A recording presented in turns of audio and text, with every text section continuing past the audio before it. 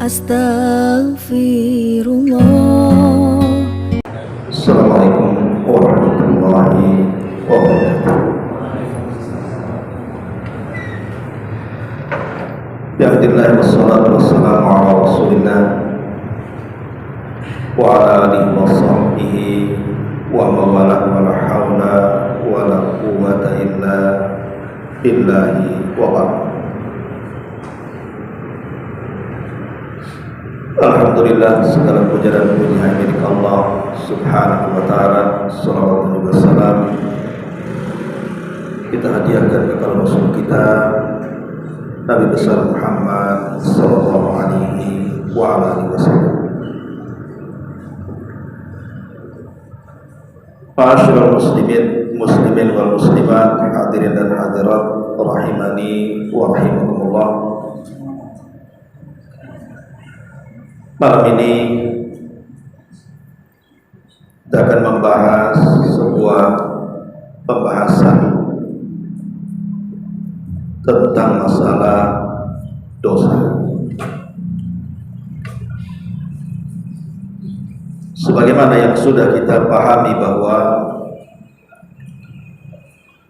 tidak ada manusia yang memiliki 100% kebaikan. Begitu juga tidak ada manusia yang memiliki 100% keburukan. Pasti di balik keburukan itu ada kebaikan, dan di balik kebaikan itu ada keburukan. Karena kita bukan makhluk yang maksum. Yang maksum hanyalah Nabi sallallahu alaihi wasallam.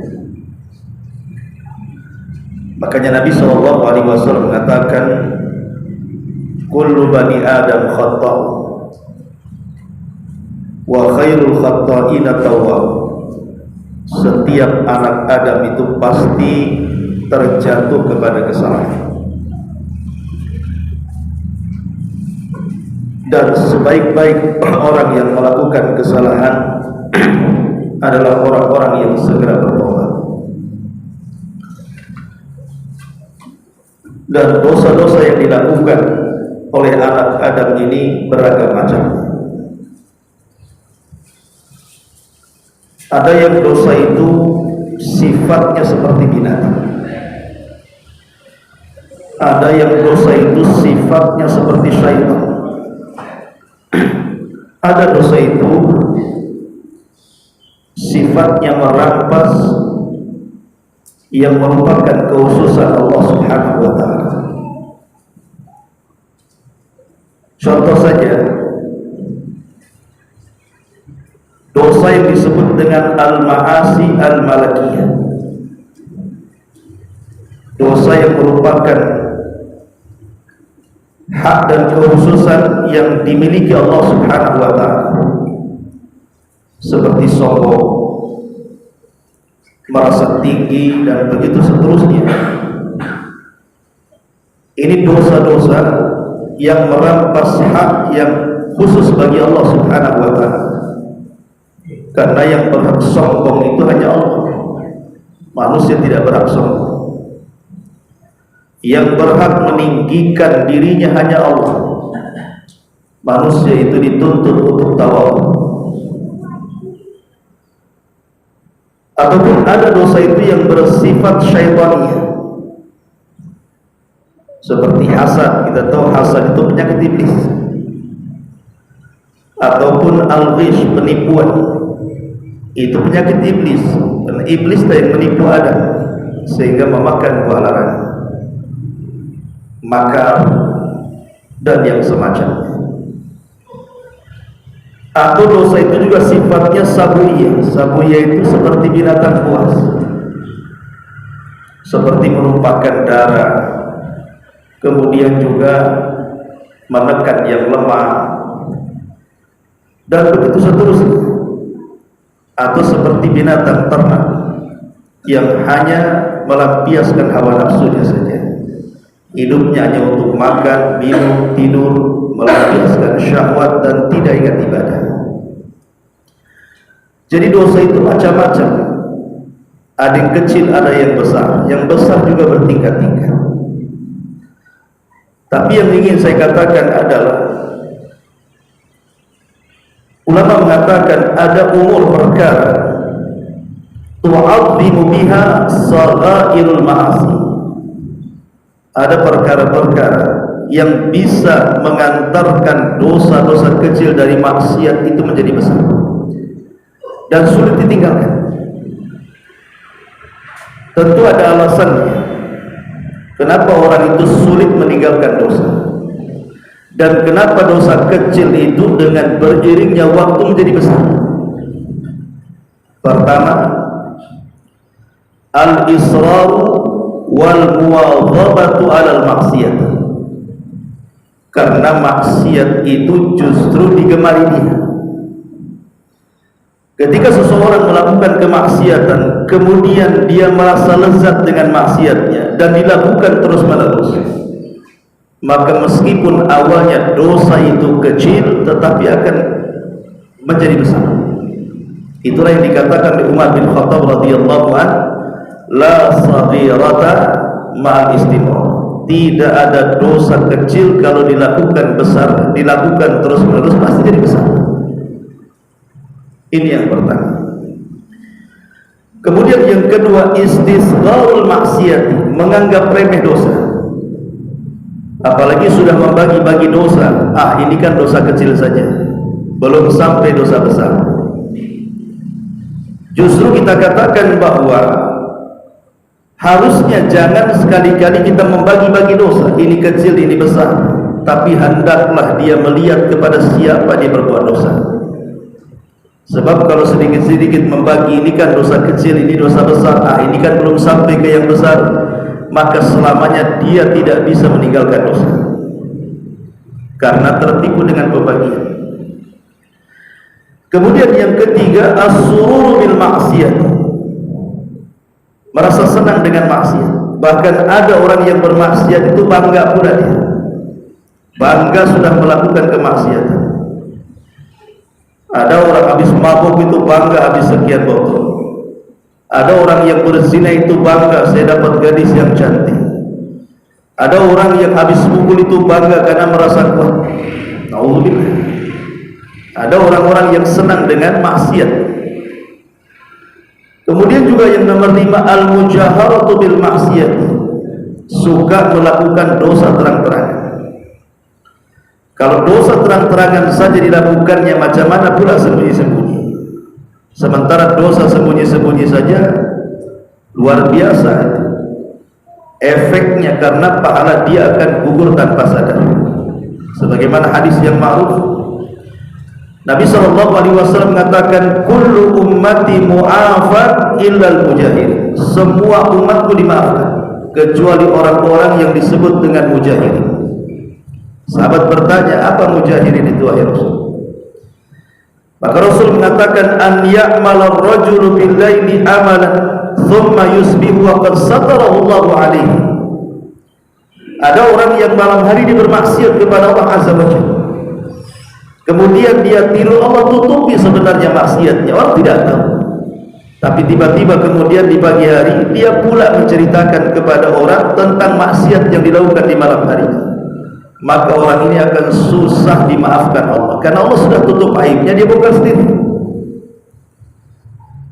Maka al-mujahirah, orang-orang yang terang-terangan, yang suka menceritakan dosanya, maka dia akan mengulang dosanya karena dia tidak merasa malu dengan dosa. Kemudian yang keenam, al-alim alladhi yaqtadi bihin nas, orang yang memiliki pengetahuan tapi melakukan dosa, dan dosanya sengaja diberitahu manusia. Maka orang yang seperti ini tentu berbeda, walaupun dosanya sama dengan yang dilakukan orang lain, tapi kalau dilakukan orang yang mungkin punya wibawa, seorang thalabul ilmi ataupun mungkin seorang ustaz, ketika bermuamalah dia menipu umpamanya, atau masih melakukan riba, itu akan dicontoh, maka dijadikan dalil. Si anu saja pakai gamis tuh main riba juga. Si anu tuh tengok ketika muamalah nipu orang juga, uang saya dibawa dia, padahal saya tak pakai gamis, dia pakai gamis katanya. Yang nipu itu yang pakai gamis-gamis itu, wah ini kan bahaya. Jadi kalau seorang thalabul ilmi harusnya memberikan contoh, malulah dengan baju dia, malu dengan penampilan. Lah 6 perkara inilah yang kenapa orang itu sulit kemudian meninggalkan dosa itu. Masyaallah muslimin yang dimuliakan Allah Azza wa Jalla. Lalu apa solusinya supaya kita ini mudah meninggalkan dosa? Yang pertama kata para ulama, al-iltija'u ila Allah Ta'ala bid-du'a'i wat tadarru'u ilaihi. Cobalah kemudian kita mendekat kepada Allah dengan cara terus berdoa kepada Allah Azza wa Jalla. Karena hati seseorang itu terkadang yang istiqomah saja bisa berbelok, apalagi yang susah istiqomah. Makanya Nabi SAW yang kita katakan tidak mungkin Nabi melakukan dosa, walaupun diperselisihkan apakah seorang Nabi melakukan dosa kecil atau tidak, tapi sepakat seorang Nabi tidak mungkin melakukan dosa besar. Nabi sendiri selalu berdoa dalam solatnya, ya muqallibal qulub tsabbit qalbi ala dini, ya muqallibal qulub tsabbit qalbi ala ta'ati. Wahai Zat yang membolak-balikan hati, tetapkan hatiku dalam agama, dalam ketaatan kepada. Sampai Ummu Salamah bertanya, ya Rasulullah, kenapa kau selalu mengulang-ulang doa itu? Maka Rasul mengatakan, ya Ummu Salamah, hati manusia itu ada di genggaman Allah. Kalau Allah mau membuat dia sesat sebentar saja, sebagaimana Allah sanggup membuat dia dapat hidayah sebentar saja. Hati ini bisa berbolak-balik. Makanya lihat kisah yang dulu pernah saya ceritakan tentang seorang muhaddis ahli hadis namanya Imran ibn Khattab. Siapa yang tidak kenal di zamannya ulama besar Imran ibn Khattab ini, bukan thalabul ilmi, ulama. Tergoda dengan seorang wanita cantik, anak dari pamannya. Kawan-kawannya menasihati dan mengatakan, ya Imran, sebaiknya engkau jangan meminang wanita itu, karena keluarganya berpemahaman khawarij, berpemahaman akidah sesat, sementara kita ini ahli sunnah wal jamaah. Kemudian dia mengatakan, tidak mengapa, kalaupun saya menikah anak gadisnya, saya akan coba mempengaruhi mereka sehingga keluar dari paham sesatnya dan kembali kepada ahli sunnah. Itu maksud dia bagus. Tapi setelah menikah, betul-betul menikah, bukannya dia menarik keluarganya dari pemahaman sesat kepada ahli sunnah, malah dia yang tertarik pula. Dia pula yang menjadi tokoh khawarij sampai meninggal. Artinya bahwa hati manusia itu yang bolak-balikan Allah Subhanahu wa ta'ala. Ada seorang muadzin di zaman dulu. Dia azan di atas masjid. Di zaman dulu kan belum ada corong kayak gini kan. Jadi kalau azan itu naik ke atas supaya terdengar suaranya. Di depan masjid itu ada gereja. Rupanya di gereja itu ada seorang biarawati cantik sekali. Jadi kalau seandainya muazin sedang azan, terkadang biarawati ini keluar dari gereja, kemudian berdiri di pintu gereja sambil azan tuh nengok dia. Kok cantik kali gitu kan. Lama-lama suka pula. Setiap habis azan ditengokin perempuan itu. Nanti perempuan itu nengok juga. Berawal dari mata kan. Akhirnya cobalah kemudian satu waktu mendekati gadis itu, terjadi komunikasi, akhirnya jatuh cinta. Seorang muazzin ini ingin melamarnya, karena dalam Islam kan dibolehkan laki-laki menikah dengan wanita Nasrani, tapi jangan sebaliknya. Jadi dia coba menghubungi orang tuanya. Orang tua si gadis itu tidak setuju, dan orang tua dia juga tidak setuju. Akhirnya kemudian karena sudah jatuh cinta, sakitlah si anak muda ini, karena tidak kesampaian cintanya ke pelaminan pernikahan. Dan semakin hari semakin memarah sakitnya itu, sampai akhirnya orang tuanya minta bantuan gurunya supaya menasihati dia. Jangan sampai memikirkan wanita biarawati itu sudahlah wanita muslimah banyak. Akhirnya nasihati, tiba-tiba laki-laki ini karena sudah cinta mati dengan biarawati tadi mengatakan sebelum meninggalnya, kalau aku tidak dipertemukan dengan dia wahai syekh di dunia, enggak apa-apa, moga-moga Allah mempertemukan aku di akhirat. Kata syekhnya, ini mustahil, agama mau beda. Kau muslim, dia Nasrani. Tiba-tiba mengatakan, ya kalau begitu amantu bidiniha wa kafartu bidini. Ya sudah, aku beriman dengan agama dia dan aku kufur dengan agamaku. Supaya sama-sama Nasrani, biar ketemu di surga, kata dia. Akhirnya meninggal dalam ucapan itu, murtad. Selang 1 tahun, rupanya wanita itu juga merasa bersalah. Akhirnya jatuh sakit juga. Kemudian syekh ini mendatangi wanita itu. Tiba-tiba kata wanita itu, engkau sudah tahu masalah wahai syekh, bahwa aku sangat bersalah dengan dia dan aku juga sangat mencintai. Kalau aku tidak bisa dipertemukan di dunia, biarlah Tuhanku yang mempertemukan aku dengan dia di akhirat. Kata syekh, caranya gimana? Maka dia mengatakan, amantu bidainihi wa kafartu biddini. Aku beriman dengan agama dia dan aku kufur dengan agama. Balik-balik. Yang satu masuk Nasrani kemudian mati, si perempuannya pula masuk Islam kemudian mati. Sudah di dunia tidak ketemu, di akhirat makin tak ketemu. Itulah hidayah. Ma'asyiral muslimin wal muslimat rahimani wa rahimakumullah. Makanya doa itu penting, jangan dianggap remeh. Minta setiap salat, ya muqallibal qulub tsabbit qalbi ala ta'atik. Wa idzat yang membolak-balikan hati, tetapkan hatiku di atas ketaatan kepadamu. Yang kedua, mujahadatun nafsi. Melawan dosa ini bukan perkara mudah.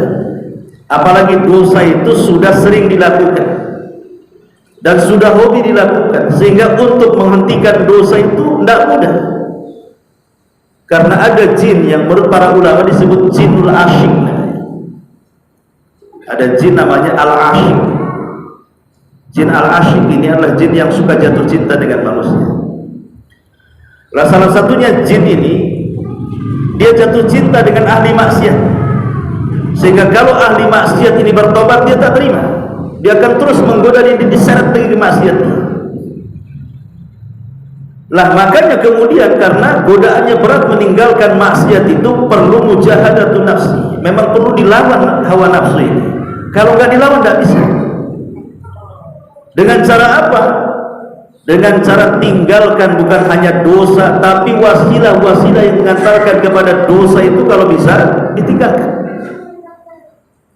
Ini juga yang kedua. Yang ketiga, ta'ammulul wa'id asyadid al-warid fi hadits Tsauban. Hendaklah seseorang memikirkan sebuah ancaman berat yang terdapat dalam hadis Tsauban yang dikeluarkan oleh Imam Ibnu Majah dan disahihkan oleh Syekh Nasiruddin Al-Albani dalam kitab Sahih Ibnu Majah.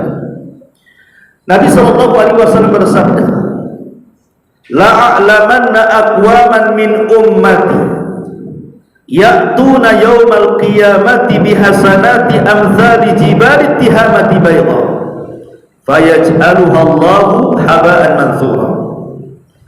Sungguh aku akan beritahu, kata Rasul, sebuah kaum, dan kaum ini termasuk umatku, nanti datang pada hari kiamat membawa pahala sebesar gunung Tihama, tapi Allah hancurkan pahala itu sehingga tidak tersisa sedikit pun. Sahabat atau Tsauban mengatakan, ya Rasulullah, sifhum lana. Rasul sifatkan siapa kaum itu. Kenapa di awalnya membawa pahala sebesar gunung Tihama, ketika dihadapkan kepada Allah tiba-tiba pahala itu lenyap? Sifatkan mereka, siapa mereka wahai Rasul, supaya kami tidak seperti mereka. Maka Nabi SAW katakan, amma innahum ikhwanukum wa min jildatikum wa ya'khuduna minal laili kama ta'khudun. Mereka sama dengan kalian, bahkan sama kulitnya juga dengan kalian, bahkan mereka juga rajin sholat malam sebagaimana kalian juga rajin sholat malam. Tapi penyakitnya satu, walakinnahum aqwamun idza khalau bimaharimillahi tahaquha. Tapi mereka sebuah kaum, kata Rasul, yang kalau sedang bersendirian antara dia dengan Allah Subhanahu wa ta'ala, dia pun merobek kehormatan itu dengan cara bermaksiat yang tidak ada yang tahu kecuali dengan dia dengan Allah saja. Maksiat tidak terang-terang, maksiat sendiri-sendiri. Memang manusia tidak tahu, tapi Allah tahu. Justru maksiat yang tidak terang-terangan inilah yang akan menghancurkan dosa, pahala puasa sunnah kita, pahala sholat malam kita, pahala zikir dan baca Quran kita. Seperti apa contohnya? Ya hari ini mudah dicontohkan. HP yang di tangan antum itu, HP di tangan antum itu. Mungkin zaman dulu belum ada HP, hanya orang-orang tertentu saja yang pegang HP, kayaknya cerdas sekali orang itu mainkan HP kan itu. Nah, sekarang sudah semua cerdas lah. Anak kecil aja bisa, bayi aja bisa main HP sekarang, karena ibunya ngasih HP masalah. Ikhwan, ada orang yang mengatakan, oh anak saya cerdas, lebih cerdas daripada saya orang tuanya. Dia tahu semua aplikasi-aplikasi apa, saya tak paham, saya ini orang awam, tapi anak saya cerdas. Jadi kalau bisa main HP itu disebut cerdas orang sekarang ini. Ikhwan, oke lah dia cerdas. Tapi para ulama mengatakan kecerdasan itu, secerdas apapun manusia, kalau tidak ada kejernihan hati pasti sesat. Orang kalau cerdas tapi tidak ada iman dalam dadanya, pasti dia sesat, bahkan membahayakan. Betapa banyak orang-orang cerdas, bukan hanya dia itu membahayakan bagi diri dan bagi agama dia. Mungkin dia tidak murtad dari agamanya, tapi dijauhkan dari agamanya. Karena Rasul yang mengatakan kan bahwa satu maksiat itu kan satu titik dosa, ya. Satu titik yang akan ditempelkan di hati itu satu maksiat. Jadi setiap satu dosa itu satu titik hitam dalam hati kita. Loh, handphone ini berapa maksiat di sini juga? Berapa maksiat? Kita nengok handphone ini, nanti bentar-bentar tengok Allah, bentar-bentar tengok gambar-gambar yang tidak pantas, nanti bentar-bentar tengok berita hoax, bentar-bentar apalah di situ kan. Coba bayangkan kalau satu dosa satu titik maksiat dalam satuan kita tongkrongi handphone itu udah ribuan maksiat di situ tuh. Berapa titik hitam tuh yang nempel di hati kita. Makanya betapa banyak gara-gara handphone bukan hanya digosokkan hatinya dengan titik hitam, bisa murtad orang itu. Banyak orang-orang murtad gara-gara handphone. Mungkin ada acara-acara kristenisasi itu apa kan, seorang pendeta atau apa sedang ceramah, dengerin, ustadznya tadi dengerin, ya lama-lama oh betul juga ajaran mereka. Jadi bahaya karena di luar agama kita ini mereka berusaha untuk menghalang-halangi kita dari jalan Allah Subhanahu wa ta'ala. Contoh yang lagi viral ini saja, coba datang paus dari Vatikan, tiba-tiba dilarang azan. Kalau yang melarang itu orang non-muslim, ya lakum dinukum waliyadin, memang kalian menganggap ajaran kami sesat, sebagaimana juga kami menganggap ajaran kalian juga sesat kan gitu ya. Masing-masing menganggap kami yang paling benar kan. Lakum dinukum waliyadin, kalau gitu sudahlah, agama kalian konsumsi dengan keyakinan kalian, biarkan agama kami konsumsi dengan keyakinan kami. Tapi yang kemudian membuat aturan supaya jangan suara azan itu kemudian dilantunkan, diganti pakai teks gitu kan, ini bukan orang non muslim, justru pakar-pakar Islam, maksudnya detailnya itu sudah doktor, profesor gitu kan, dan dia seorang muslim dengan dalih ini toleransi dari mana? Justru ketika kita tidak mengganggu mereka, mereka tidak mengganggu kita, di situ toleransinya. Jadi aneh di sini kan. Belum kemudian belakangan waktu kemarin Agustusan heboh masalah jilbab. Terus kemarin juga heboh di rumah sakit mana dilarang jilbab. Ini kan dia tidak paham bahwa kita ini mayoritas Islam di sini. Tapi betul kata sabda Nabi SAW bahwa di akhir zaman, kata Rasul, umat Islam itu seperti nampan yang berisi makanan dikeroyok oleh orang-orang lapar.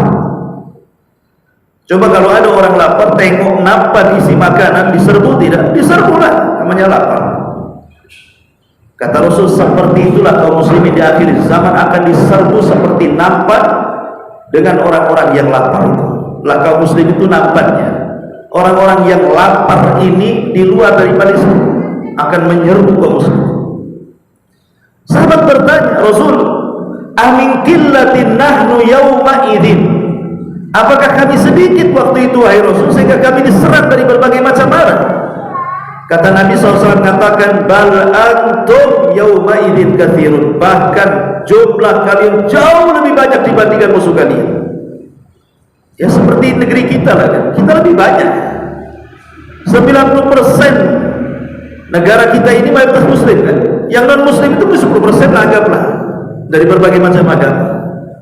Tapi kenapa kemudian setiap kebijakan itu tidak menguntungkan kaum muslim, justru menguntungkan mereka? Kenapa umat yang mayoritas seolah-olah mampu ditekan oleh umat yang minoritas? Maka sahabat pun heran ketika itu, bertanya kepada Rasul, apa penyebabnya? Maka Nabi SAW mengatakan penyebabnya karena sudah terjangkit di antara umat ini penyakit al-wahnu. Kemudian Rasul menjelaskan apa penyakit al-wahn, kelemahan itu. Kata Nabi SAW, hubbud dunya wa karahiyatul maut, karena terlalu cinta dunia dan takut mati. Ya boleh jadi mungkin sudah sogok sana sogok sini kan itu ya. Akhirnya ya mau saja, yang penting ada duit, baik kita akan dukung. Kan repot ya. Walaupun menyalahi agama, menyalahi aturan-aturan agama, main tabrak saja kalau ada dunianya. Nah ini kan menjadi sebuah kenyataan. Makanya penting mujahadatun nafsi. Kemudian yang ketiga, yang mengingat tentang ancaman yang sangat berat tadi. Kemudian yang keempat, istisharu muraqabatillahi azza wa jalla, berusaha untuk merasakan keberadaan Allah di tengah-tengah kita, merasakan keberadaan Allah di tengah-tengah kita, bahwa Allah itu selalu memantau kita. Nabi SAW pernah ditanya Jibril dalam hadis yang panjang yang disebut dengan hadis Jibril. Kalau antum pernah membaca kitab Arba'in Nawawi atau menghafalnya, maka hadis kedua setelah innamal a'malu binniyat itu adalah hadis Jibril.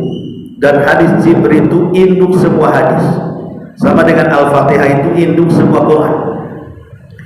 Lah dalam hadis Jibril yang panjang sekali itu, Jibril ketika berbentuk manusia datang menemui Rasul, mengajarkan Islam kepada para sahabat. Salah satu pertanyaan kepada Rasul adalah, apa itu ihsan?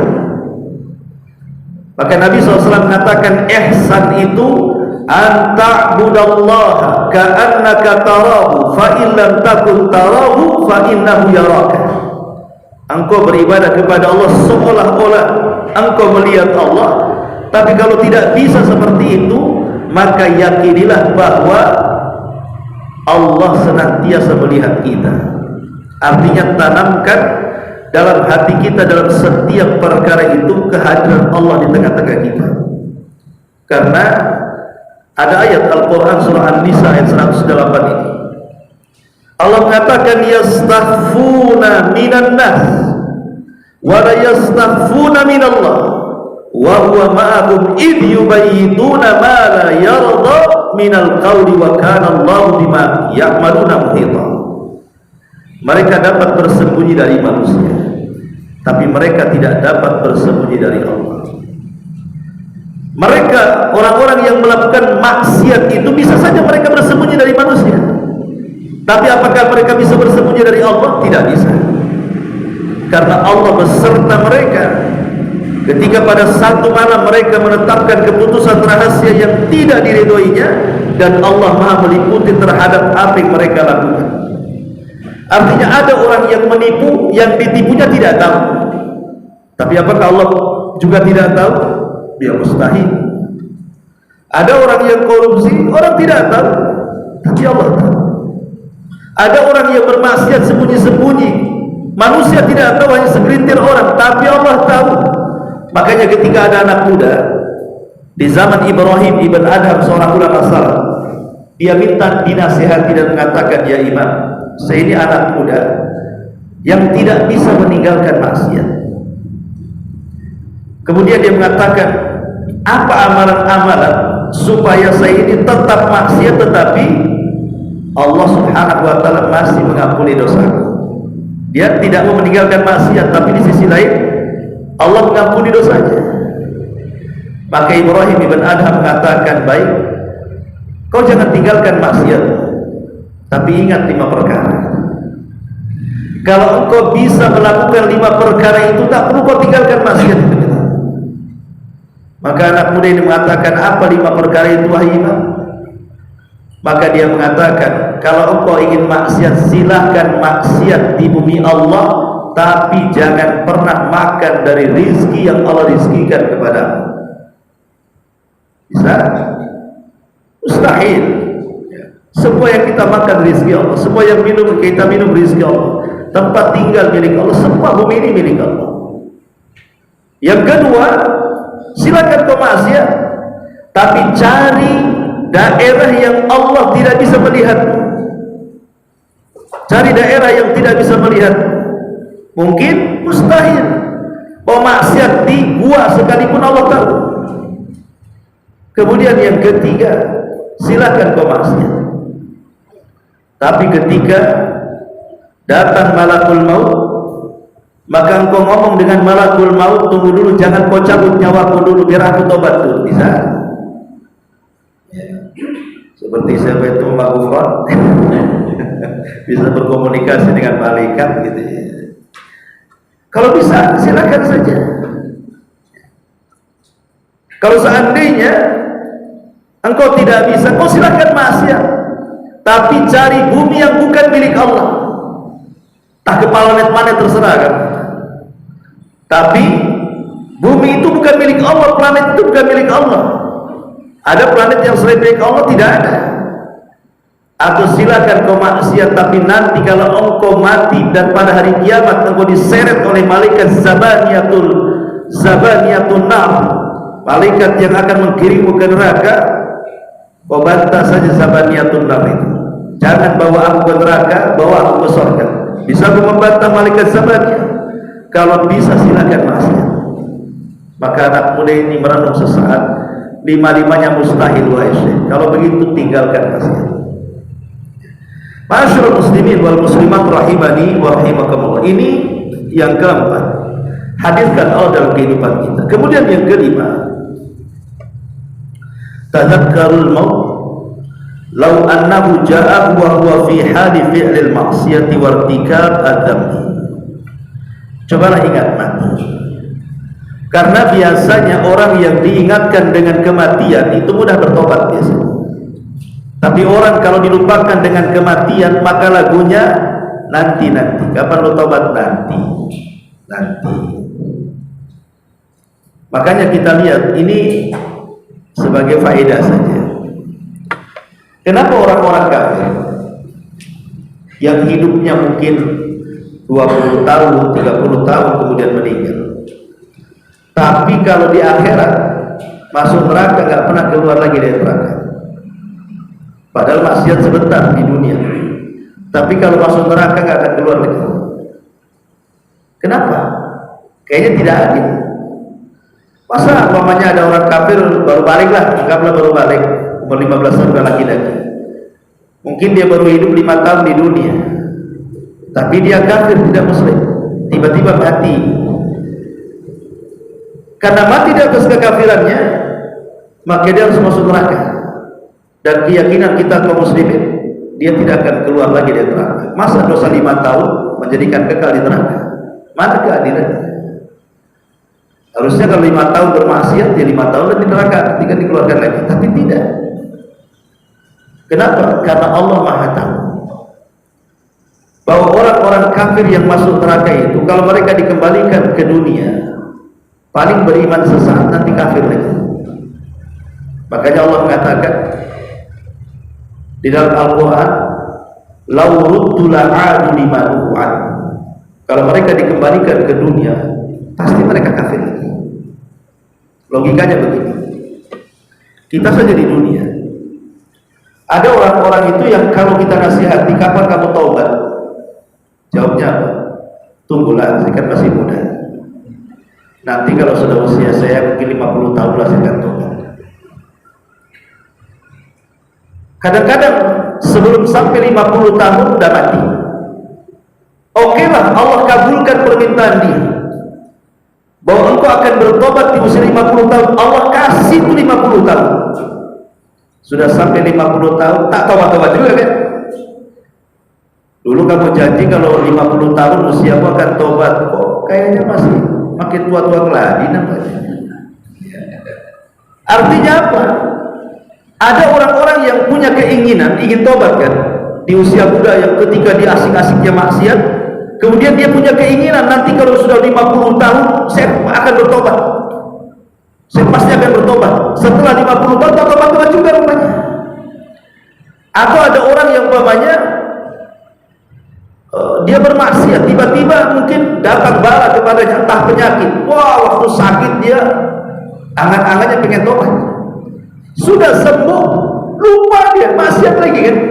Lah itulah kenapa orang kafir seperti itu, karena Allah tahu kalau seandainya itu kan keinginan mereka saja, ya Rabb kalau engkau kembalikan kami ke dunia pasti kami akan beriman kepada. Iya, cita-cita kau di neraka karena tak tahan dengan siksa kan. Nanti dibalikan ke dunia, kamu kok maksiat lagi kan begitu. Lah sama seperti itu tuh. Ya. Jadi ada orang itu yang angan-angannya saja pengen tobat, kenyataannya enggak sebenarnya. Lah dari sinilah maka obat penyakit seperti ini tadzakurul maut. Cobalah ingat akan mati. Makanya seorang saya bercerita, pernah dia membawa ahli maksiat ke kuburan.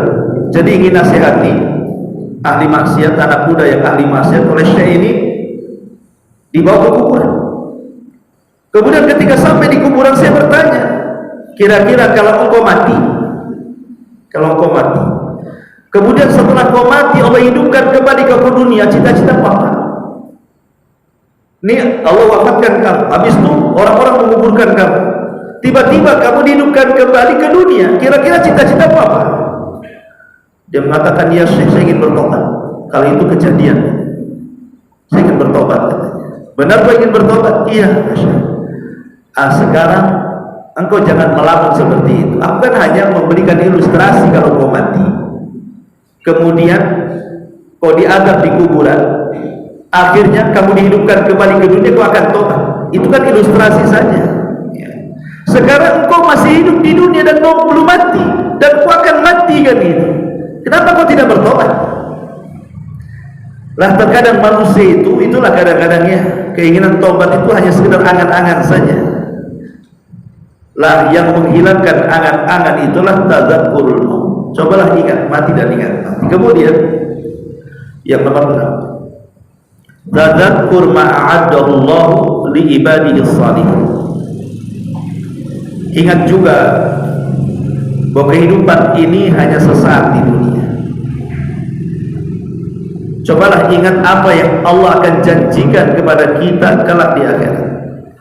Selain ingat mati juga ingat apa yang Allah janjikan. Karena Allah sudah menjanjikan kepada kita kalau orang-orang itu bermaksiat kepada Allah dan Rasulnya, janjinya sudah jelas ada pada hari kiamat. Tapi kalau orang-orang itu beriman dan beramal soleh, janjinya juga sudah jelas pasti diberikan surga dan kenikmatannya. Makanya ada istilah para ulama, orang yang ingat mati dan kejadian setelah kematian, maka yang lapang akan menyempit dan yang sempit akan melapang. Apa maknanya? Yang lapang akan jadi sempit, yang sempit pula jadi lapang. Contohnya begini, kalau ada orang kaya, orang sukses, diberikan dunia di dunia, kemudian ingat akan mati, maka kekayaan bagi dia itu jadi kecil. Kalau mati nggak akan dibawa juga kekayaan itu, ya kan? Pasti kecil kan? Bahwa dunia itu tidak sebagaimana angan-angan dia. Kalau sudah ingat mati itu pasti dunia itu akan mengecil tuh. Paling kalau aku mati pun paling kecil mungkin kain kafan yang di badan.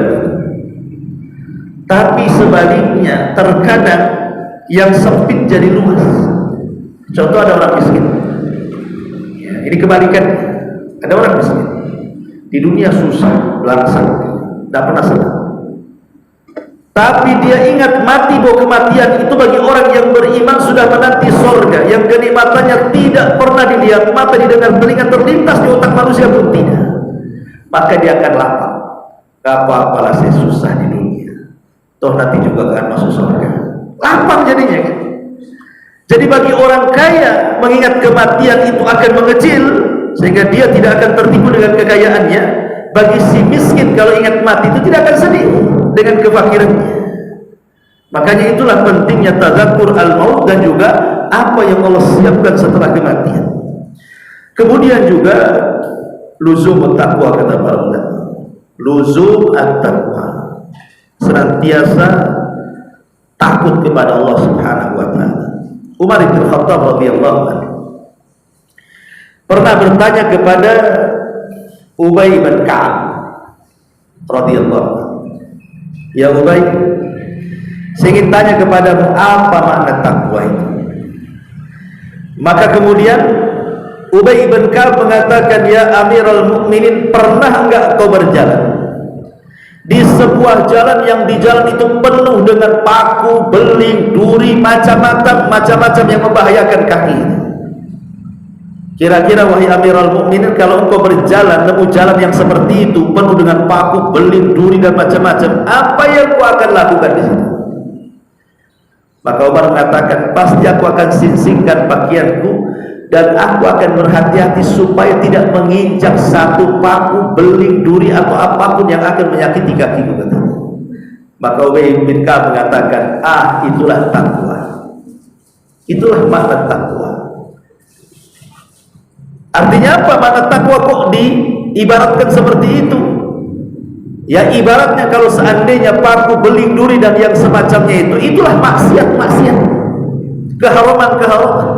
Kalau bisa jangan pernah diinjak, itu maksiat dan keharaman. Jadi orang yang meninggalkan yang haram itu sama dengan berhati-hati jangan sampai terinjak duri. Itulah pengertian takwa menurut Ubay bin Ka'ab radhiyallahu anhu. Dan Ali radhiyallahu anhu juga pernah ditanya, "Wahai Ali, apa itu takwa?" Maka Ali radhiyallahu mengatakan, takwa itu al-khawfu minal jalil wal amalu bitanzil wal isti'dadu liyaumir rahil wal qana'atu bil qalil. Jadi kata Ali radhiyallahu anhu, takwa itu rasa takut yang ditanamkan kepada al-jalil, Allah Subhanahu wa taala. Kemudian dari rasa takut itu terlahir amal. Akhirnya dia pun mengamalkan apapun yang diperintahkan dan berusaha menjauhkan apapun yang dilarang. Kemudian dari amal itu terlahirlah persiapan. Saya akan mati, saya harus persiapkan. Kemudian dari persiapan lahirlah qanaah. Qanaah itu artinya redha dengan semua pemberian. Baik Allah kasih banyak, alhamdulillah. Baik Allah kasih sedikit, alhamdulillah ala kulli hal. Inilah kemudian makna daripada makna takwa. Kalau kita memahami makna takwa ini, maka kata para ulama, ini salah satu yang bisa menjauhkan kita dari dosa. Kemudian yang nomor 8, ijtinabu amakinil maksiat wa asdiqai su'. Jauhi tempat-tempat maksiat. Sebab tempat-tempat maksiat ini asalnya mungkin tidak masuk ke tempat itu, tapi sengaja pengen tahu, lewat dulu lah gitu. Pengen tahu saja, lewat dulu. Awalnya lewat dulu, ya lewat gitu. Nanti besok lewat lagi. Besok penasaran berhenti nengok-nengok ya kan? Besoknya coba masuk. Besoknya dia pulang di tempat itu. Ada seorang anak muda, ahli ilmu, seorang yang soleh, thalabul ilmu. Satu hari dia ingin mencari pekerjaan. Akhirnya kemudian dapatlah dia melamar di sebuah perkapalan. Kapal ini kebetulan antar negara mengangkut barang. Diterima dia jadi karyawan di kapal itu. Karena terbiasa dia ketika di darat biasa, ke masjid biasa, muazzin, biasa jadi imam. Jadi kebiasaan itu dibawa ke kapal. Jadi nggak pernah di kapal itu ada orang azan tiba-tiba dia azan. Tidak ada orang sholat dia pula sholat. Tidak ada orang baca Quran dia baca Quran. Jadi orang-orang yang di kapal lama-lama tertarik. Akhirnya mau ikut sholat di belakang dia, mau ikut sholat di belakang dia. Akhirnya alhamdulillah mulai sedikit-sedikit tobat orang kapal. Tetapi ketika kapal ini bersandar di India, di situ pas memang pulau berhentinya kapal itu dikenal dengan pulau maksiat di situ. Pulau penuh dengan maksiat, judi, pelacuran, prostitusi, macam-macam di situ maksiat. Intinya memang pulau rusak. Ketika teman-teman yang biasa maksiat, ya turun biasa saja. Tapi anak muda ini tak mau turun, takut imannya luntur. Kawan-kawannya narik-narik, ayolah, tidak mau. Ini tempat haram, ini tidak mau saya. Kalau kau ingin maksiat, kalian sudah biasa. Gitu. Jadi ajak-ajak kawannya pun tak mau. Akhirnya kawan ninggalin dia sendirian di kapal itu. Dia maksiat di luar. Setan datang sama anak muda ini. Penasaran, apa yang dilakukan kawan-kawannya sebenarnya? Akhirnya dia turun, ngikuti kawan-kawannya. Pas sampai di tempat maksiat, lari balik lagi kapalnya. Oh, rupanya di sini tempat maksiat. Tapi setan kemudian menghayal-hayalkan dia. Coba lihat satu kali lagi kata setan. Turun lagi dia. Pengen lebih dekat lagi. Rupanya setelah dekat, auzubillahi minasyaitonir rajim. Tahu pula dia. Rupanya tempat prostitusi, pelacuran dan begitu seterusnya. Langsung dia kabur. Tapi setan sempat melirikkan matanya kepada seorang gadis cantik yang ada di bar situ. Jadi ketika naik kapal berzikir, sholat, tobat gitu ya kan. Rupanya ketika terbangun setan datang lagi. Rupanya digambarkan wanita yang dilihat sesaat itu. Kok nggak ada di kampungku yang secantik dia katanya. Pengen nengok lagi jadi. Akhirnya tuh rupanya bukan hanya nengok, dia nyoba masuk. Ketika nyoba masuk, nyoba pula kemudian dengan minuman keras. Akhirnya berzina. Akhirnya kawan-kawannya sudah masuk ke kapal, dia tak pulang-pulang. Kan? Itulah khutuwati syaitan ya. Langkah-langkah setan. Ketika kapal ini sudah muat barat, dia pengen mau balik itu. Rupanya semua anggota kapal sudah lengkap, dia pula yang tak naik. Jadi kata nahkodanya, cari dia. Saya tanggung jawab dengan orang tuanya. Rupanya dicari-cari, rupanya sudah di tempat-tempat maksiat. Disuruh balik tak. Kata nahkodanya, paksa dia perlu ikat masukkan ke kapal. Akhirnya paksa ditarik masuk ke kapal. Kemudian kapal berlayar pulang dan perjalanan 1 bulan. Rupanya di tengah malam, di luar prediksi orang-orang, anak muda ini selalu menjerit-jerit tengah malam. Entah apa gitu, selalu kesakitan. Jadi setelah 1 minggu, rupanya anak ini sakit. Makin menjerit-jerit yang tidak ada yang tahu rasa sakitnya kecuali Allah. Ketika hampir sampai kapal ini, rupanya anak muda ini meninggal dunia. Ketika dibawa ke rumah sakit, rupanya dia terserang penyakit AIDS. Ini kisah nyata.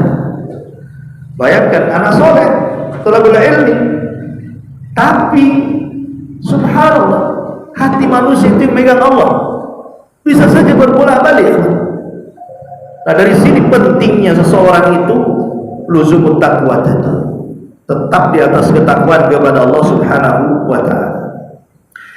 Masyaallah muslimin yang dimuliakan Allah Subhanahu wa taala. Kemudian yang terakhir, annan nas yub'atsuna ala ma matu alaihi. Ingat bahwa manusia itu akan diwafatkan sesuai dengan kebiasaan hidupnya. Kalau kebiasaan hidupnya ibadah, maka insya Allah akan wafatkan dalam kondisi seperti itu. Tapi kalau kebiasaan hidupnya di atas kemaksiatan kepada Allah Subhanahu wa taala, maka rata-rata orang itu akan diwafatkan di atas kemaksiatan. Karena orang itu akan diwafatkan sebagaimana kebiasaan hidupnya.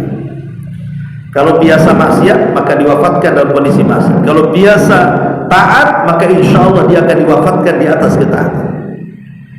Lihat Imam Ibnul Qayyim rahimahullah ta'ala. Imam Ibnul Qayyim atau Imam Ibnul Jauzi saya lupa ya, menceritakan dalam kitabnya itu tentang seorang laki-laki penjual kain. Seorang laki-laki penjual kain, dia sibuk kehidupannya hanya jualan kain aja, jualan baju, celana, kain, pokoknya itulah yang berkaitan dengan kain. Datang waktu zuhur ya tidak sholat, datang waktu asar ya tidak sholat, datang waktu maghrib, isya, subuh, memang betul-betul di otaknya dunia saja. Kalau malam mikirin macam mana besok laku nggak kain, macam mana cara pemasarannya, pokoknya itu aja yang dipikirkan sepanjang malam, setiap hari. Tidak ada kepikiran ibadah. Sampai akhirnya dia kelelahan gitu ya, karena bisnis saja, nggak dipikir ibadah, kelelahan, sakit. Ketika sakit itu, kata Imam Ibnul Jauzi atau Ibnul Qayyim itu, dia mengatakan dia pun akhirnya mengalami sakaratul maut. Datanglah seorang alim, hendak mentalkin dia, ya fulan, qul la ilaha illallah, wahai fulan katakan la ilaha illallah. Kira-kira apa yang diucapkan? Rupanya dia tidak mengucapkan kalimat la ilaha illallah. Dia mengucapkan ijab qabul jual beli kain. Dia mengatakan, ya fulan, janganlah kau tawar kainku sekian, tawar aja sekian, saya kasih harga sekian. Sampai mati dia ngomong gitu. Itulah terkadang manusia itu kematiannya disesuaikan dengan kebiasaannya. Bahkan di Arab Saudi seorang saya bercerita, ada mobil ngebut sekencang-kencangnya, akhirnya kecelakaan tumbang, guling. Rupanya ada anak muda dalam mobil itu, kritis. Kemudian dibawa ke rumah sakit. Rupanya bapaknya itu orang alim, imam masjid. Akhirnya kemudian dihabari bapaknya seperti itu, ya namanya anaknya mati kecelakaan tunggal. Subhanallah, sedih bapak. Kemudian karena dia sedih tidak tahan, dia telepon kawan yang sama-sama syekh juga lah di sana, supaya mentalkin anaknya ada di mustasfa, di rumah sakit. Ketika ditalkin, ya syabab, ya fulan, qul la ilaha illallah, katakan kalimat la ilaha. Rupanya anak muda ini tidak mengucapkan kalimat la ilaha illallah. Yang diucapkan apa? Rupanya anak ini salah pergaulan, masuk pada pergaulan bebas, orang tuanya datang. Dia sudah masuk narkoba, dia masuk mabuk-mabukan, dia berzina, orang tuanya datang. Padahal orang tuanya imam masjid, seorang alim. Ya. Orang yang tuanya juga nggak tahu, karena kalau di rumah ya nampaknya baik-baik saja gitu ya. Kalau keluar rumah baik jahat gitu. Jadi saat detik-detik wafatnya, ketika ditalkin, bukan la ilaha illallah yang keluar dari lisannya, dia sebutkan nama gadis-gadis yang pernah dizinai dan dibokingnya, ada sampai puluhan gadis, dan yang terakhir itu yang disebut setelah itu meninggal. Masya Allah. Ya. Nah ini harus diperhatikan, jangan sampai kemudian kita seperti ibrah kisah-kisah ini. Oke lah, mungkin kalau kisah-kisah ini kan bukan dalil juga, oke, bukan dalil, tapi yang jelas bahwa Nabi mengatakan bahwa seseorang itu akan dibangkitkan ala ma mata alaihi, sesuai dengan kebiasaan sebelum mati. Sama dengan orang pikun. Orang pikun itu dia akan ngomong sebagaimana kebiasaan ngomong sebelum pikunnya. Kalau sebelum pikunnya dia kagetan, kemudian ngomong cakrik, kalau kaget itu kan, nanti pikun gitu juga tuh, cakrik juga yang keluar tuh. Kalau sebelum pikunnya, kalau dia kaget tuh yang jorok-jorok yang keluar, nanti ketika pikun itu juga yang ngomong dia. Tapi kalau sebelum pikunnya dia baca Quran, dia berzikir, dia apa, maka setelah pikunnya pun begitu juga yang dilakukan. Maka kematian pun kurang lebih seperti itu. Ya, ini juga di antara kata para ulama poin di mana cara-cara bertobat kepada Allah Azza wa Jalla. Aqwalus salaf. Kita masuk pada perkataan salafus saleh. Qala al-Fudail Iyad, berkata Fudail ibn Iyad rahimahullah ta'ala. Fudail ibn Iyad ini dulunya seorang perompak padang pasir. Fudail bin Iyad terkenal, nama dia kalau disebut saja semua orang takut. Kalau sudah masuk ke areal wilayah kekuasaan dia, itu paling hati-hati para pedagang itu. Karena mesti mereka akan dirompak gitu ya, dan tidak segan-segan membunuh. Entah apa yang mengilhami Fudail ini. Dia jatuh cinta dengan seorang budak wanita, kebetulan cantik ya. Malam-malam naik dia ke atas genteng ke rumah budak itu, ke rumah tuannya, hanya ingin melihat jariyah itu, budak wanita yang cantik itu. Naik dia ke atas genteng, diintip. Rupanya sang jariyah budak wanita ini sedang sholat malam. Kemudian terdengarlah dia membaca Quran dalam sholatnya. Ayat yang dibaca adalah alam ya'ni lil ladzina amanu an tahsha'a qulubuhum bi dzikrillah wa ma nazzala minal haqq. Tidakkah sampai usia-usia yang sudah panjang kembali mengingat Allah dan apa yang Allah turunkan kepadanya. Jadi dibaca ayat ini, masuk pula ayat itu ke hati Fudail itu. Habis itu dia hampir terjatuh, kemudian dia turun pelan-pelan. Dan setelah dia mendengar ayat itu dibacakan oleh orang yang dicintainya, berhentilah maksiatnya, maka sidang. Kemudian dia bernazar ingin i'tikaf di Masjidil Haram dan tidak akan pernah pulang sampai betul-betul Allah mengampuni dosanya. Akhirnya dia pun dari Syam, dari Baghdad, dia jalan kaki, bayangkan, ke Mekah. Dan dia i'tikaf di Mekah, kemudian belajar kepada ulama-ulama Mekah, tidak pernah pulang bertahun-tahun sampai jadi ulama besar. Udah dia. Setelah jadi ulama besar, betul-betul dia terkenal zuhudnya, waranya, ahli ibadahnya luar biasa. Sampai banyak kata-kata dia itu yang diikuti oleh para ulama. Maka dia menjadi ulama dunia Fudail bin Iyad. Padahal mantan orang jahat kan. Ya siapa tahu, Allah kan yang berkehendak semuanya. Ada orang mantan orang baik-baik jadi preman, ada pula preman pula jadi orang baik kan, itu ya. Karena dunia itu balik-balik ya kan. La Fudail bin Iyad mengatakan, inni la a'sillah fa'arifu dzalika fi khuluqi dabbati wa jariyati. Sesungguhnya aku pernah bermaksiat kepada Allah, dan pengaruhnya aku bisa lihat pada binatang kendaraanku atau pada budak wanita.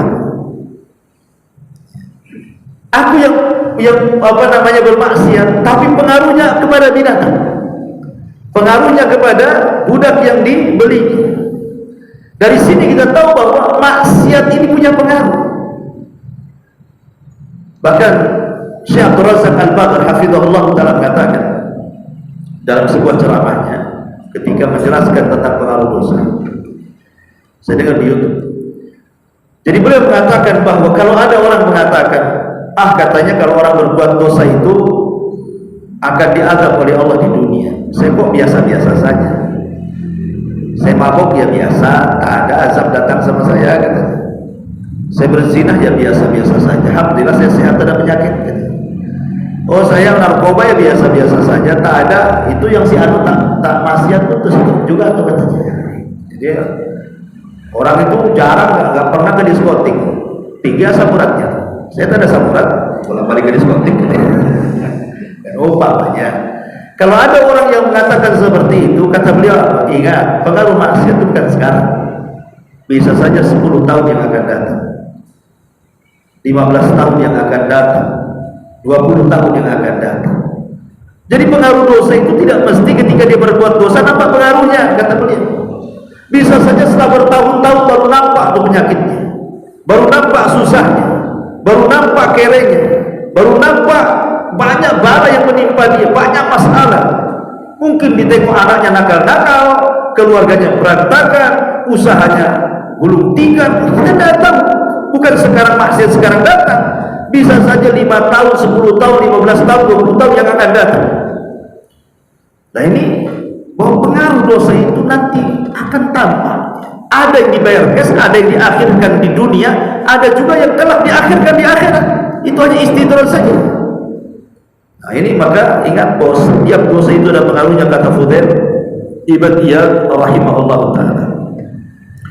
Kemudian juga diriwayatkan dari Abu Nu'aim dari Ibnu Aun dari Muhammad ibn Sirin rahimahullah ta'ala, Jadi Muhammad ibn Sirin ini, ma'ruf Muhammad ibn Sirin seorang ulama yang dia kan pembisnis. Jadi kalau dulu banyak para ulama itu jadi pembisnis.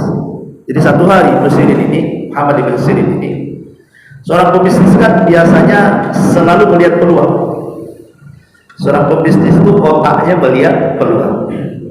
Jadi satu hari Muhammad ibn Sirin ini melihat peluang. Ini di pasar lagi kelangkaan minyak, karena dia pembisnis minyak zaitun, minyak goreng lah kalau istilah gitu. Jadi dia habiskan modalnya untuk mengulang minyak sebanyak-banyak. Habiskan duitnya, mungkin kalau sekarang udah miliar lagi habiskan duitnya, karena ada peluang di sini. Walaupun dia beli banyak pasti laku, gitu maksudnya. Jadi dia jor-joran masa kita, semua modal dia habiskan, kemudian mengulang minyak sebanyak-banyaknya. Subhanallah. Ketika keesokan harinya mau dibawa ke pasar, dia melihat dalam truk minyak itu ada tikus yang nyemplung di situ, dah mati. Dan dia seorang ulama Muhammad ibn Sirin. Dia teringat hadis Nabi SAW, apabila ada tikus mati dan masuk ke minyak yang cair, maka tumpahkan minyak itu, karena minyak itu najis.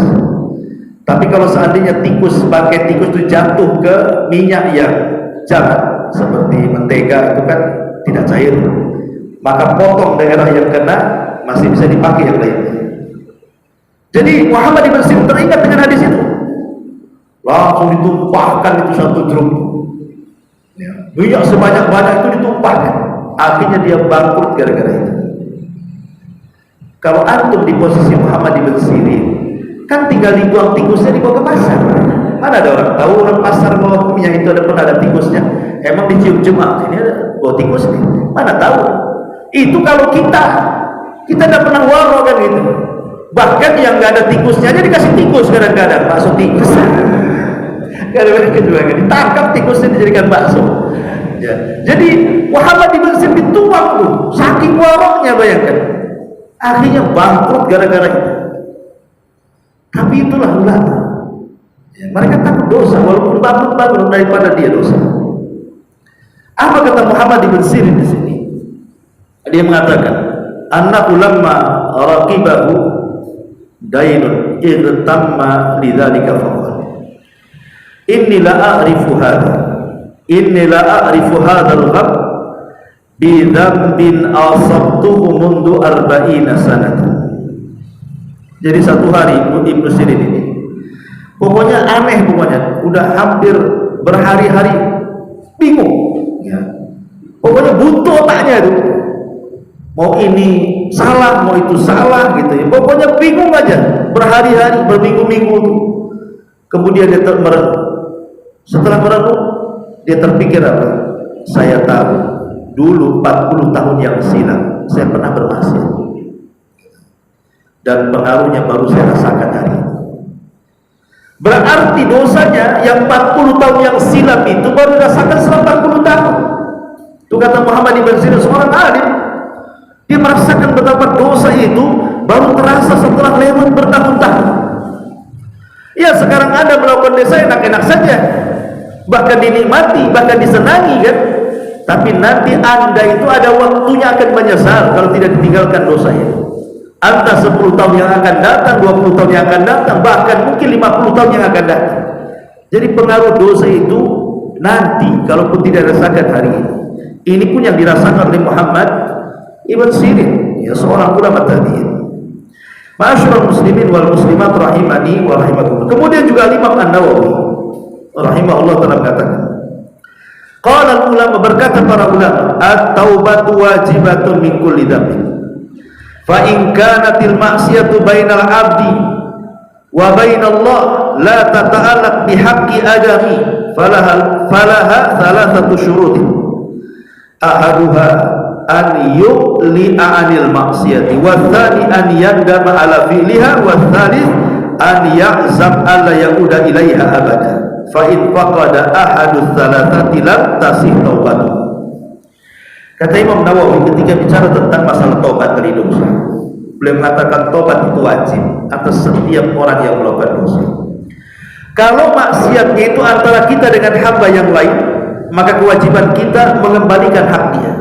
Tapi kalau bukan karena itu, ya karena dosa kita dengan Allah, maka harus ada 3 syarat. Kalau tidak sah tobatnya. Pertama, tinggalkan maksiatnya. Yang kedua, menyesal karena perbuatan maksiatnya. Yang ketiga, berjanji untuk tidak kembali kepada maksiatnya.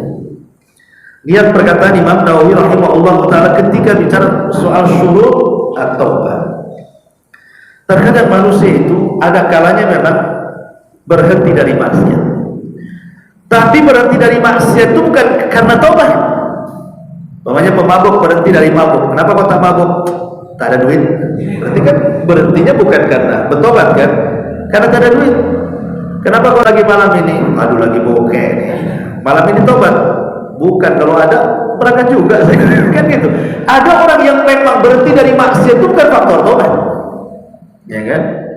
Atau mungkin tidak ada duit, faktornya yang lain. Kenapa tak maksiat malam ini? Aduh, encok saya, sakit pinggang. Duit ada, tapi pinggang sakit, tak jadi berangkat. Jadi ada faktor karena sakit, gitu ya. Karena memang tidak ada biaya, karena faktor malas, bukan faktor tobat. Lah yang seperti ini tidak dapat pahala gitu, karena meninggalkan dosanya bukan karena tobat. Tetapi yang betul-betul mendapatkan pahala itu ya kalau memang betul-betul meninggalkan dosanya karena 3 syarat ini. Kalau 3-tiganya terkumpul, maka diterima tobatnya. Tapi kalau hanya 1 saja terkumpul atau 2 saja terkumpul, belum dikatakan tobat. Jadi 3-tiganya harus betul-betul terkumpul dalam taubat dan nasuha. Kemudian juga ulama salaf yang lainnya mengatakan, Al-Imam Ka'ab Al-Akhbar. Ka'ab Al-Akhbar ini seorang pendeta di zaman Umar, masuk Islam. Ya, kemudian baik Islamnya. Ka'ab Al-Akhbar mengatakan, "Innama tazalzalal ardu idza umila fiha bil ma'asi, fatara'ada faraqat min ar-rabbi jalla jalaluhu an yattali'a 'alaiha." Kata beliau, terkadang bumi ini bisa gempa, lini atau semacamnya. Itu karena di atasnya ada orang yang melakukan maksiat. Di atasnya ada orang yang melakukan maksiat. Karena bumi itu sangat takut dengan Allah Subhanahu wa ta'ala, maka bumi akan menampakkan pengaruh maksiat orang yang berada di atasnya. Ingat ketika kita melihat ada di tempat-tempat saudara kita yang ada di Padang, yang ada di Jogja, yang ada di Lombok, yang ada di manalah yang pusat-pusat gempa di Aceh dan begitu seterusnya. Kan kita sering kita saksikan. Bahkan ada pengumuman dari BMKG atau apa, nanti Jawa itu akan tenggelam apa gitu kan, kita mendengar kan, karena lempengan-lempengan yang bergerak atau apa namanya, baik tektonik atau vulkanik, istilah-istilah gempa.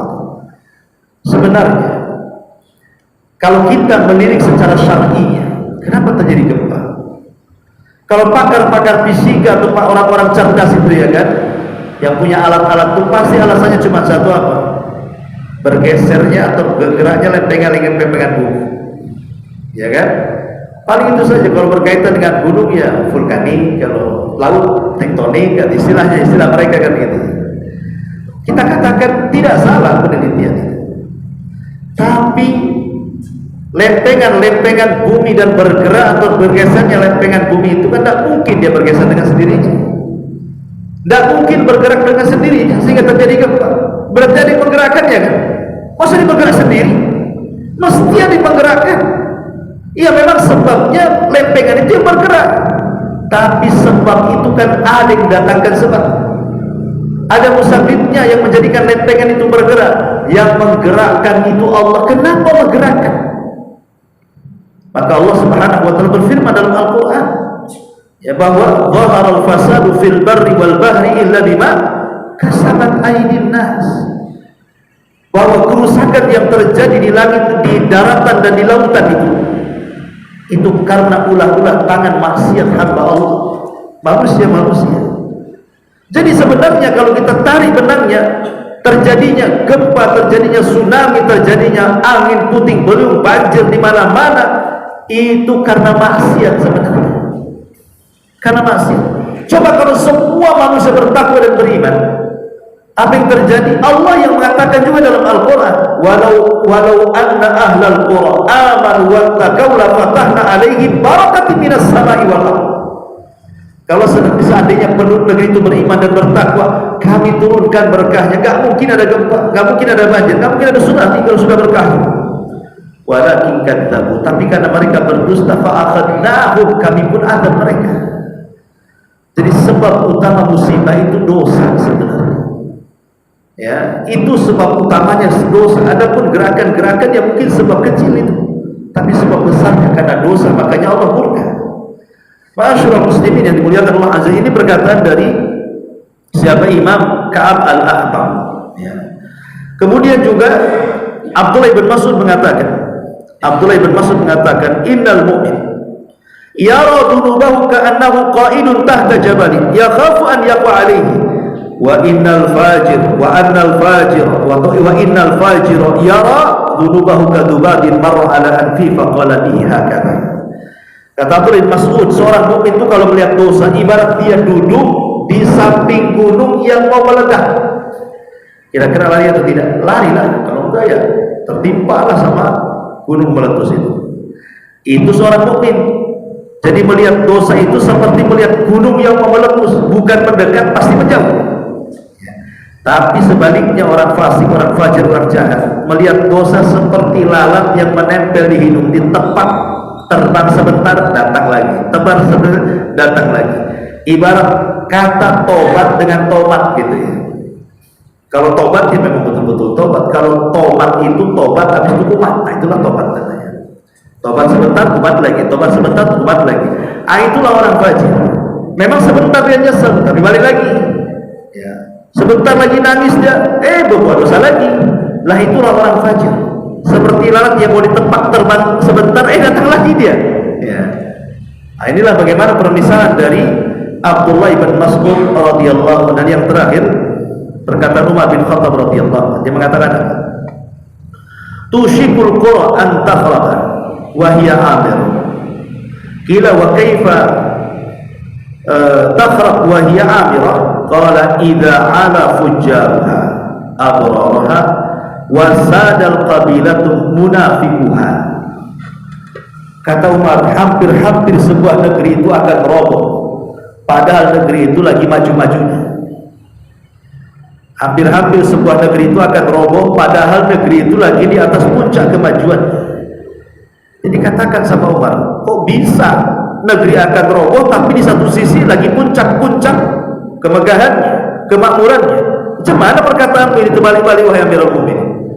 Maka Umar mengatakan, ya, kalau seandainya orang-orang jahat itu sudah lebih tinggi dibandingkan orang baik, atau kalau seandainya sebuah negeri itu yang memimpin adalah para munafiknya, ya.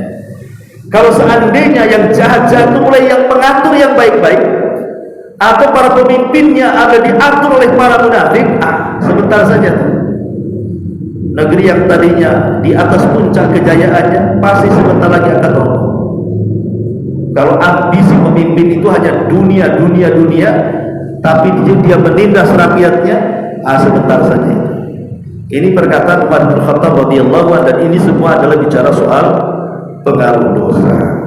Wallahu a'lam bishawab. Ini sekalian ada pertanyaan. Kita jawab dulu ya.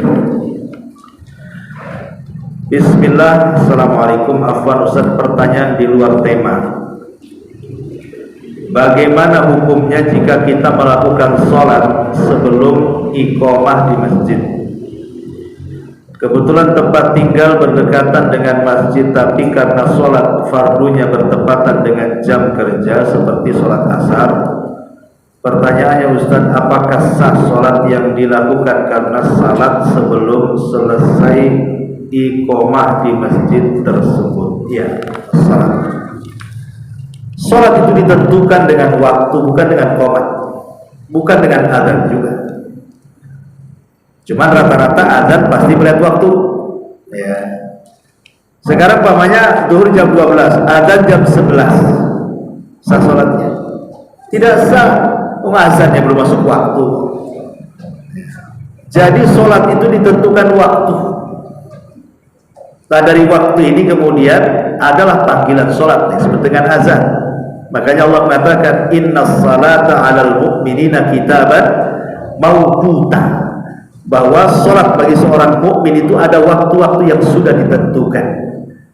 Ada waktu-waktu, kalau udah zaman dulu belum ada jam, ya kan, pakai bancret. Atau tahu bancret? Diletakkan satu tiang di tengah masjid, ya di halaman masjid. Biasanya kalau dulu itu di jalan masjid ada tiang, ya kan, lihat bayangannya biasanya. Kalau duhur nanti matahari tergelincir ke arah barat, nanti ada bayangan di situ. Waktu zawal. Ya. Kalau bayangannya 2 kali dari bendanya, berarti masuk waktu asar. Kalau kayak orang dulu kan gitu ya. Ini lebih panjang daripada bendanya di bayangannya. Ini udah masuk asar karena matahari makin jauh.